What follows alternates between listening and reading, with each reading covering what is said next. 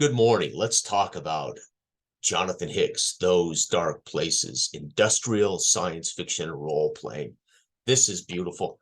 Osprey Games. A couple of years ago, before they started releasing them, I was pumped. Their first two games in their lineup were Romance of the Perilous Lands, which I bought the day it was released, and Paleolithic, which I wanted, but I just felt snatch it. At the time, I wasn't playing as much, and I wasn't certain how many people would be interested in a Paleolithic game. And it seemed to me most of the Osprey books written by individuals who had already successfully written, published, designed, and published games. What's really interesting about Osprey is they bring in authors and game designers that were already successful and had already achieved, and they bring them in and they publish these interesting games.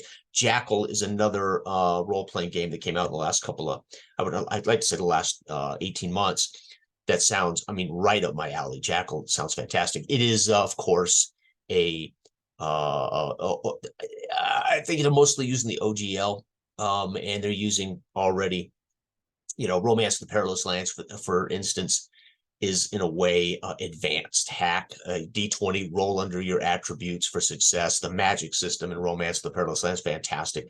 The setting that game is in is phenomenal. It's British folklore all put together in this world. You can run into Robin Hood, although you can King Arthur, but it's assumed that all of this British folklore is kind of an amalgamation of this world, and it's very, very cool. The idea that you're set out to become heroes is either Knights of the Round Table or maybe part of Robin Hood's crew, whatever. There's a reason you're there. You're there to be a hero. You're there to save the world from the big bad, so to speak. So I love Romance of the Perilous Lands. The mechanics, the character options as you level up.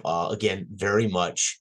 It feels like a D20 hack, literally a hack, rolling under attributes, etc. So combat, defense, armor.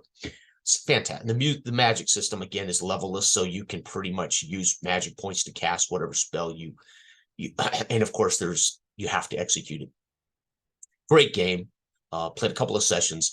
We never got consistently into it for whatever reason. A lot of it was because I was inconsistent in my availability as a player and a GM during that period. So so I've been looking for one of these new science fiction. I'd been looking at Blade Runner, I'd been looking at Aliens, I had been looking at Death in Space, Mothership.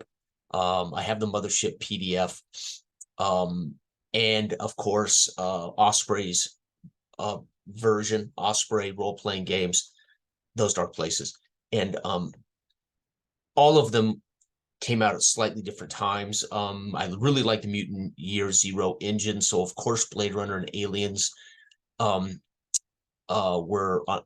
right there on the horizon. There were a couple of reasons why I slowed my roll on both of those. One, although I really appreciate the Mutant Year Zero engine, I've enjoyed that engine in Forbidden Lands, one of my favorite games of all time, Forbidden Lands. I didn't really want that engine. Again, as much as I like the engine, it's not how I want to get my role playing in general. But the biggest obstacles for those two titles were IP. The books are going to be written quite literally and designed for the players who read the books, for the GMs who read the books, to really get the information they need. So everybody comes to the table in the same logic. They come to in the same context. And that's good. That's a good thing, right? I don't care if we're playing Dragon Warriors circa 1985 and you should adhere to what Dragon Warriors is trying to tell you about its world, right? D&D was always, Dungeons and Dragons was always general, right? They never said, this is the world, this is what you do. You had to buy that separately in Greyhawk or whatever, right? Forbidden Land, or for Realms, Forgotten Realms, or whatever. So they had their worlds and their IP and their but I wanted it to be general, right? I wanted it to be something, but not general. I wanted the genre and the style and the atmosphere to be defined, but I didn't want it to be based on that one thing. Blade Runner, we're playing Blade Runner. It is circa 2049. It is Los Angeles. This is the idea. Although I love Blade Runner, absolutely one of my top 5 films of all time, the original Blade Runner. So, you know, an Alien, I mean, the first film of Alien for me is a masterpiece again. But Aliens 2 was fun, completely different, and it was great fun. Beyond that, I could care less. I didn't see any of the other Alien movies. I think by accident I saw some modern Alien movie, which I didn't realize when I watched it was actually an Aliens movie until I saw the creatures, and they kind of harkened back. So Aliens has gone a whole nother, you know, long-term direction as far as an IP in film anyway, for me. Okay. And then, of course, Death in Space. Again, it's Free League. I'm not certain what the engine is, but I'm assuming it's similar to the Mutant Year Zero engine. Might not be. It's Free League, but it might not be that engine.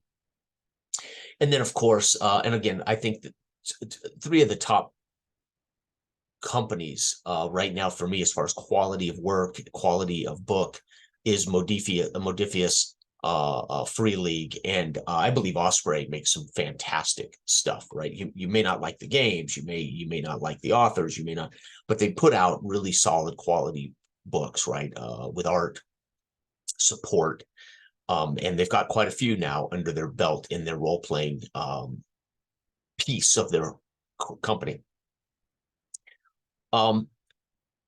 So many of you may or may not know, science fiction is appreciated by me. I have a particular idea of what science fiction is. I think most guys from my generation, Gen X, grew up with Star Trek and, of course, Star Wars. I mean, it was 1977. I was 7 years old. My brother took me to the first Star Wars film. We scrunched down and hid in the seats and stayed for a second run. We hid and watched it again immediately. My oldest brother, one of my greatest memories, we hid there in the theater and actually stayed for a second viewing. My mother kicked his arse around the kitchen when we got home because we disappeared 2 hours more than we were supposed to be. So he paid a heavy toll, my brother did, for not kicked his arse, but, you know, he got in trouble for us not showing up on time because we hid and watched another viewing of Star Wars. So I'll never forget that. It was fantastic. And he took me to Empire Strikes Back, and I think it was 83. We went to, and I think that's where I first saw Empire Strikes Back. So my brother was always dragging me to the movies, which was fantastic, right? Okay. But the point is, so I think it's kind of American mythology, the advent of Star Trek, which is a completely different science fiction as far as I'm concerned, or should be a completely different genre of science fiction than Star Wars. Star Wars to me was always more fantasy in space. It was, for me, the Force is magic, lightsabers are swords. It had that very fantasy feel, recognizable fantasy. I've also often compared the Star Wars genre to the Western. They're on the frontier, somewhat lawless, but I'd still say it's more swords and sorceries in space than it is a Western, right? However, it's Western themes to some degree. But again, I'm getting off track. It's not what this video is about. So anyway, the point is, Mothership's great, but again, I've talked about this in our first podcast. So many games have an IP and they have a point to them, right? Mothership, there is this overarching idea of you're there, the mothership is the thing, and it's horror science fiction, and there's kind of this tie-in that for me as a player, when I read Mothership and I'm preparing to play, part of your role as a player is to bring these conceits to the table, knowing this is going to be part of the deal. But the problem with that is it nags at the back of my head all night long as I go, yes, but this is really about the thing with the mothership. It's not really about, right? So sometimes I feel like games, I know nagging in the back of my head is this overall point to why we're doing the thing, right? As opposed to what we did as kids. You rolled up characters and you grabbed, I set up my screen. I had a map and I had some dice hidden from the guys and I had some ideas, and they would roll up their characters and I would present something and they would go through the door, and there was no sense that we were actually working toward a particular end game, right? It was to explore and to level up and to discover mysteries and to survive. top secret, the end game was the Russians are, I think I had some top secret games. We were on a cruise ship once, and they were, I can't remember if that was a sense, I don't remember if that was a top secret module where they were on a cruise ship and I threw out the guts but used the concept, or if I created a cruise ship. I mean, that's my memory. I can't remember if I made that idea up, but there was a cruise ship top secret where they were looking for spies on a cruise ship that were up to no good. And obviously, as a kid, not sophisticated at all, right? Loosely based on, well, this is going to be about getting the bad guy. Okay. So science fiction for me, I love film first. I go to film before I go to literature, right? I came to reading later, right, in life. I began to read more as I aged, but as a kid, I wasn't a hardcore reader, right? Comic books for me were a flash, right? I had my favorite comics. I had my interests, and I would read those a little bit. But most of my comics, I mean, I had very few comic collections, and comics to me were stimulating, but in many ways shallow. Right? It took the whole story of the comic book, that comic book run, to get the whole deal. So very often I felt comic books were pretty shallow. Right? I was looking at amazing art, and it was cool, and it gave me a vibe, but I couldn't. It would never sustain me long. It wasn't as inspirational for me as film was, or television. And I was so fortunate as a kid that I got to go, no matter what the parental guidance, right, the R rating or whatever, I was pretty much able to go and see any film I wanted with a guardian, right, with my brother or with my parents or whatever. And of course, we were one of the first families in the neighborhood with HBO and a giant satellite dish, the size of a VW Bug, and we could get HBO and Showtime and Cinemax. And so I could see just about anything as a kid. And so I really preferred film. I still do. Film is still my, one of my big interests. Okay. So waiting to decide on this, because again, most of you who know me know that, again, I don't readily run science fiction stuff. I've used Modern Age. I've used White Star. And I have used Astonishing Interplanetary Adventures, which is a free one-page RPG from Scott Malthouse, who also wrote Romance of the Perilous Lands. And I love that one-page RPG. And once I discovered that and was able to use that in any kind of science fiction I wanted, from 2061 with Dell, or use Astonishing Interplanetary Adventures for what it's designed to do, where you generate random planets, and they land on a planet, you generate the planet, kind of like, planet hopping. And you could use it as a kind of a pulpy thing, or you could use it as a more serious science fiction, etc. When I heard and read briefly about this, I'm instantly two things. One, this is the kind of science fiction I prefer, industrial science fiction. We're talking kind of a mix of 2001 style science fiction with Alien, with Blade Runner, this does not encompass all the genres. It's meant to invoke kind of what this science fiction looks like. It's grim, it's dirty, it's not polished, it's not beautiful, it's not utopian.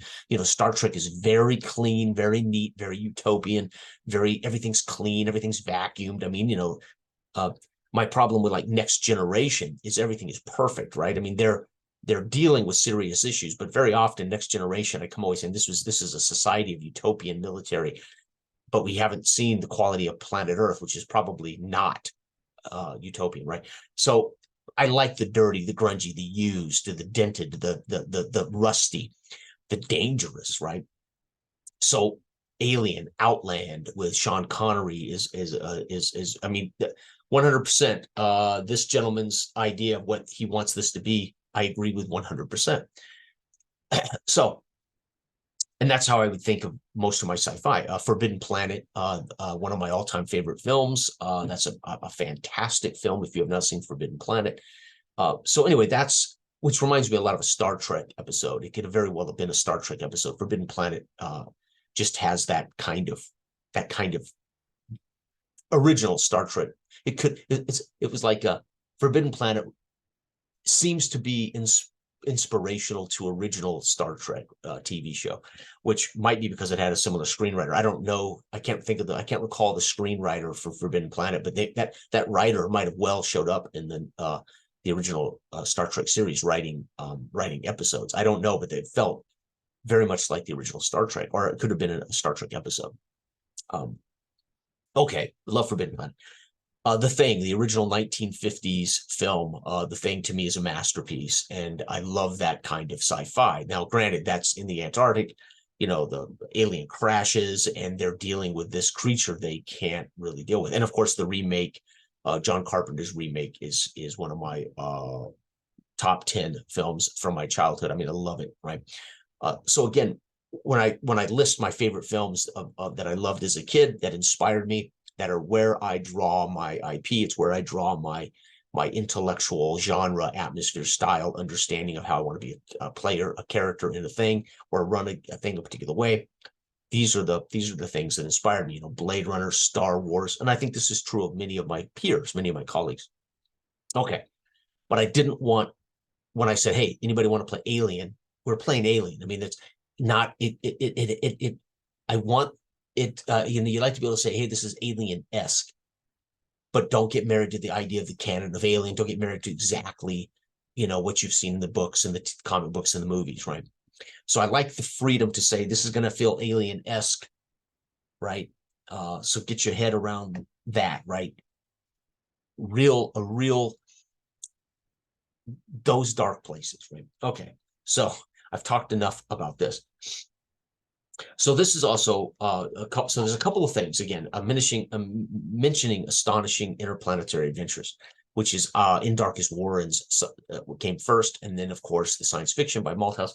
This uses a D6. You assign a value to one of your 4 attributes. You have to rate those attributes from 1 to 4. So you get 1, 1, 1, 2, 1, 3, and 1, 4, and you put them in those attributes, and then you select your primary and your secondary crew. That's it. Your character's made. You name them. We're done. That's it. You can make a character in 2 minutes, right? I want to be the helm officer, secondarily a medical officer, right? So if I'm doing a thing related to the helm, I'm going to get a +2 to my attribute roll to pilot the aircraft or to shoot the guns or whatever.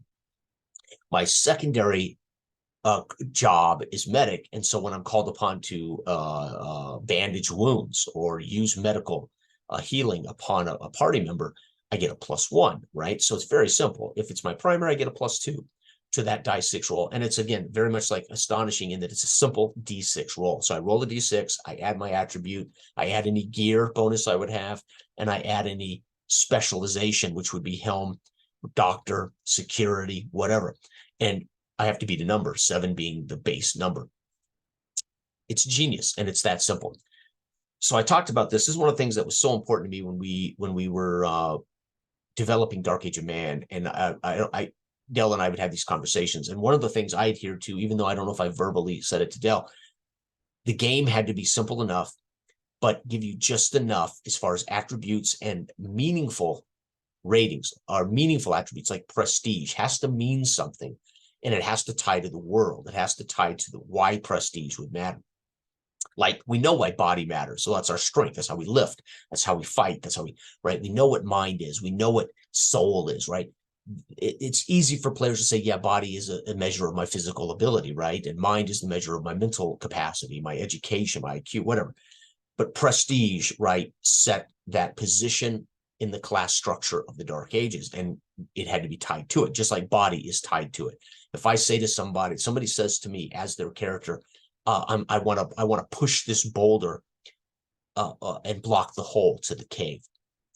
When I say it's a body check, nobody scratches their head and says, why is it a body check, right? I mean, it is assumed to be the mechanism in which you physically interact with the world. Mind is the mechanism to physically, to mentally interact with the world. Spirit is the mechanism in which we deal with the spiritual nature of the world, right? So it's all complete. And prestige is the social piece in which we socially interact with the world. So I don't have to overdefine this stuff in the book, but I needed to, because our game featured something that was fairly rare in games, this idea that your character is either going to be a lord or at least famous. They may not be a lord, but they might be famous mercenary. They might be a famous warrior. So you could have a warrior with a high prestige. He's just world renowned, right? He's Uhtred. right, of Babenberg, right? Not a high prestige when it comes to where he's at when dealing with the king, as he's ultimately a vassal. He's ultimately under the control, the oppression of his place in the world, but he's renowned as a warrior, right? Okay. He obviously is royalty, and eventually, he would earn his original family land and back, and therefore he'd be the lord of his own land. But he would still be answering in a way to the king, his liege, right? But in Darkest Warren's Astonishing Interplanetary Adventures, they're right up my alley in the sense that we have the attributes we need to conduct and to resolve those call-ups when a player, either in first person, staying in his head, or in third person, wants to achieve something that is a challenge. We just simply call upon it. You make the D6 roll, you beat the number, etc. Now, this is not the same engine as that, but it is that simple. It uses the D6 with the modifiers. So we're calling up an attribute. We're assuming those skills that you would call upon as a professional in space is going to fall under those call-ups, which means I can stay in first person darn near a whole session, or I can play in third person. Doesn't make any difference. And as a GM, very simple to adjudicate. I know what the 4 attributes are, and I know if you're the helm. So one of the things, again, I kept in the forefront when I was designing Dark Age of Man was I wanted players to be what they said they were. I wanted them to feel they were creating a character within the bounds of our rules and our the limitations of how you create a character, what our attributes are. But if you say you're a thing, you are the thing, and it counts. It matters if you say I'm a merchant and I own a fish processing tariff. I have the tariff for processing fish on the dock of Dredgewater. And you tell me that's who you are. You're this tax. You basically control the fish that come in and off the river, right? Whatever. Invent it. You say that's what you are, and you tell me you have a wife and 2 children, and your prestige is a 1, which means you're higher than the peasants, but you're lower, obviously, than the king and his children, etc., and aldermen, for instance, etc. It matters, and there it is. When you tell me you're here's your name, your character, and you tell me your attribute scores, which are very simple, and then you tell me you are the helm officer / security officer, and you define your character, you are what you say you are, right? We're not so limited, but we're also able to create this character and make some assumptions about what they are.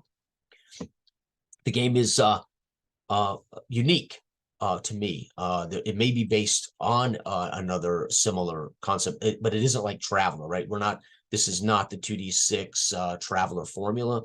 I don't recognize these rules beyond this book, so this may be an homage or an OS using the OGL to borrowing upon previous engine. I don't know. I'm not that fluent in all the D6 games out there.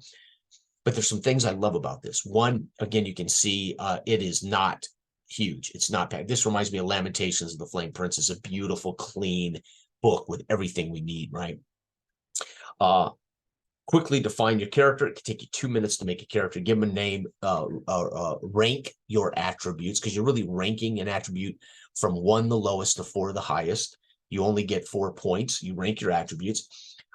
You then, of course, pick your 2 jobs of 7. There's generally 7 crew, but you could have a crew of 4 that covers all 7 positions. However, there's no identifying what those. It does give you a write-up of what your job is ultimately, but you're not required necessarily to have 7 people in the crew, right? Combat, very simple. Healing is very simple. Equipment, etc. Character death. It has pressure, so it has stress, right? As we encounter these things, we're going to accrue pressure points that are going to ultimately force you to make a roll on a table. Are you in shock? Are you in the first 3 grades of shock? Are you rigid? Are you catatonia, or are you going insane on fear and driven to violent flight? So these things occur as your pressure mounts, right? So we have pressure, we have that stress mechanism, not one of my favorite mechanisms for games, but I get it. It puts your character in another state of vulnerability that isn't just hit points, isn't just death, right?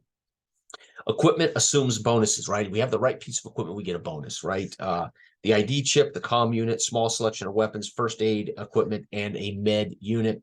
Starship travel talks about what pre-flight long sleep is, waking up, post-flight checks, authorization, landing, resupply, recharge, payment, retirement. And I love this. Your character is generally signed to a 25-year commitment before they can retire, which means they're going to do a service like in the military. You're going to have your 25-year service. You are paid upon the end of that service for retirement. So everything you do in that 25 years accrues you retirement funding, so to speak. So the more you achieve in your career, the fatter your paycheck's going to be when you retire, as opposed to needing money during session, which I love that, right? I love the idea. Instead, I'm not collecting credits to purchase the ship, etc. That can all be narrative story stuff. You're accruing in a way for your retirement. Your goal is to get to 25 years, which is very cool. And of course, it might take your crew a year and a half to get to a place to do a job, and then a year and a half to get back. And all of that counts in your 25 years. So even if you sleep for 6 months, the long sleep, 6 months back, that's 1 year of service, even though you were sleeping for most of that, right? So it's very cool, very, for me, unique and clever. Then we have the general monitor. That's the GM, the game master, the general monitor section, where it talks about, it goes over everything again. It goes over attributes again, right? So the player section does all this. It goes over crew positions again. It goes over all of this stuff, right? Interpreting the die roll as a success, failure, and partial success, automatic successes. Finding inspiration. And again, he lists 3 of my favorite films from my childhood. Alien, which I do believe is a masterpiece. Outland, which is one of my favorite films, but it's not a great film, right? And Blade Runner, which to me is a masterpiece. Dead Space, the video game, which I did play, never got beyond the first couple of hours. And Alien Isolation, which I did play, and again, never got beyond about 4 hours of gameplay. So he mentions a couple of video games to give you that sense, that style, that dirty, dark, dangerous place, right? Equipment, again, the general talks about equipment. And then, of course, it talks about conflict. This is all under the game master's portion, using pressure in the game. Ongoing effects of episodes, right, which is pretty good. And episodes are the traumatic experiences when you fail a pressure check, right? What are the long-term effects of multiple, pressure breakdowns, right? Which is kind of cool. Again, not my favorite, but I get it. It would put a window on the reality of your character's existence, in which they would survive 25 years of service, right? In deep space, right? Running a simulation, which is just an example of the game. So this running a simulation, quite literal. And I love the narrative, the way this presents itself. Jonathan Hicks, right? To give an example, for the player, here we go, the rule book, attributes. So the player, I just love the way it tells its story. Hi, sorry to keep you waiting, take a seat. You can smoke if you want, but there will be a 2-point deduction on your water allowance. We have recycling limitations in force, but it's up to you. Go ahead and have a cigarette. So it's as if you're being briefed. Very, very cool. It kind of draws you in as a briefing. And then running a simulation gives you the example. GM, the cargo ship you have docked with is powered down. Andrea, well, the lights are sort of on and there's an atmosphere, etc. So it just goes through that traditional example of play. It's a great book. I love the art. It's stark, it's clean, but it's so well made. Osprey makes beautiful books.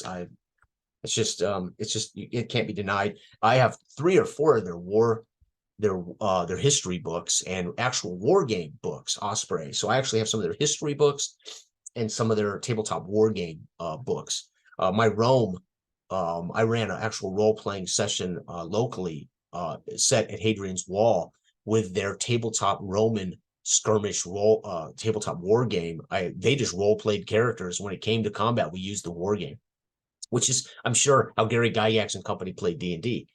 they role play whatever the hell it was, but when it came to time to resolve conflict, they went to the war game portion of the rules. So it worked beautifully. Know the rules, be a storyteller, describe the setting to the players, play the roles and all the other characters as NPCs, arbitrate the rules. A game of those dark places, right? And he talks about the role of players in the simulation, crew types, cargo, and again, this is the other thing, love it. What kind of ship or what kind of crew are you? Are you a transport crew? You know, how you've traveled through space and time.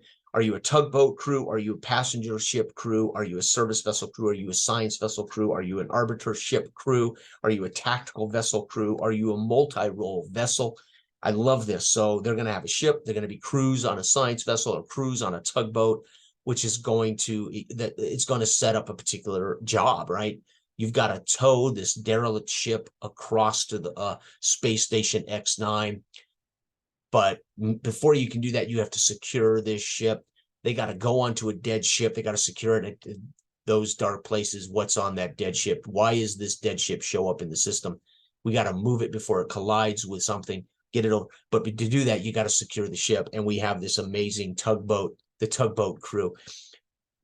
I mean, we can do anything we want to do here, right? The outposts and settlements, it gives an idea of that. Research facilities, resource management at stations, survey outposts, military bases, simulation ideas, which are all the simulation refers to as session. They're calling it simulation session, right? The session setup, the simulation setup is session. Personnel reports, accident reports, industrial espionage, survey report. These are the styles of sessions you could run. The survey report, the hostile takeover report, the mysterious deaths report, the science. So these are ideas, the science report, the classified report. It's so well done, so well written.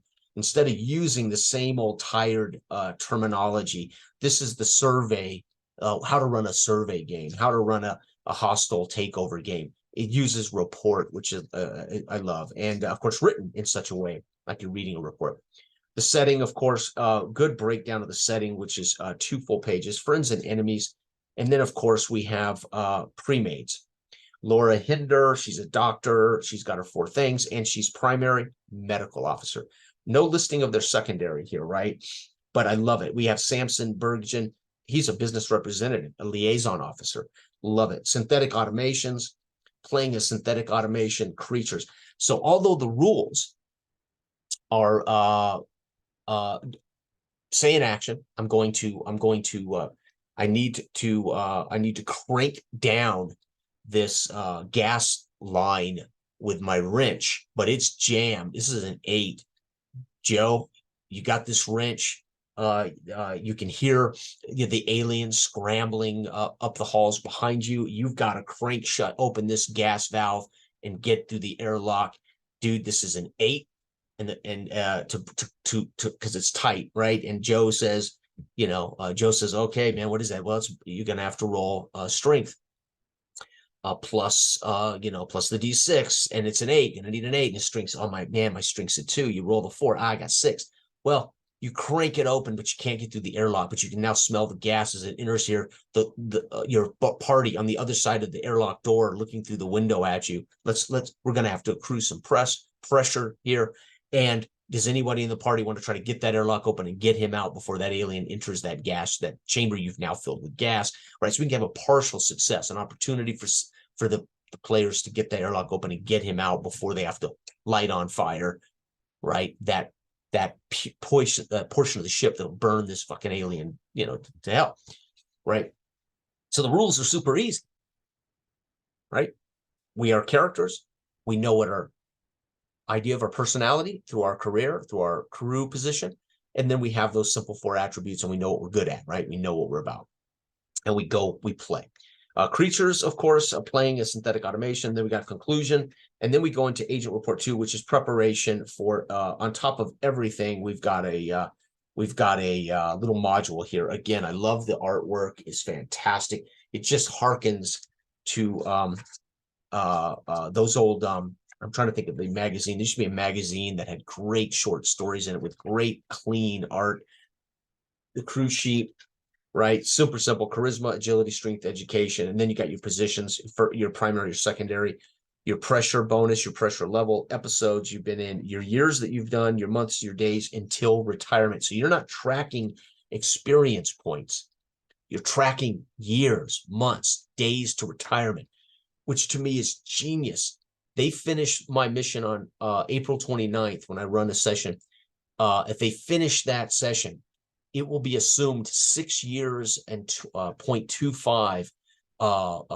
It'll take, excuse me, if they can finish the complete the whole session and return back to headquarters, it'll be 9 years and 2 months of their career, right? So in one session, they could earn 9.25 years of their career, which is very, very cool. That would be a long session. It could take anywhere from 3 to 5 hours to complete a session. That's going to if they survive, right? And then of course we have simple charts for damage, pressure, friends and enemies, simple chart, right? And there it is. It's fantastic. I can't say enough about this.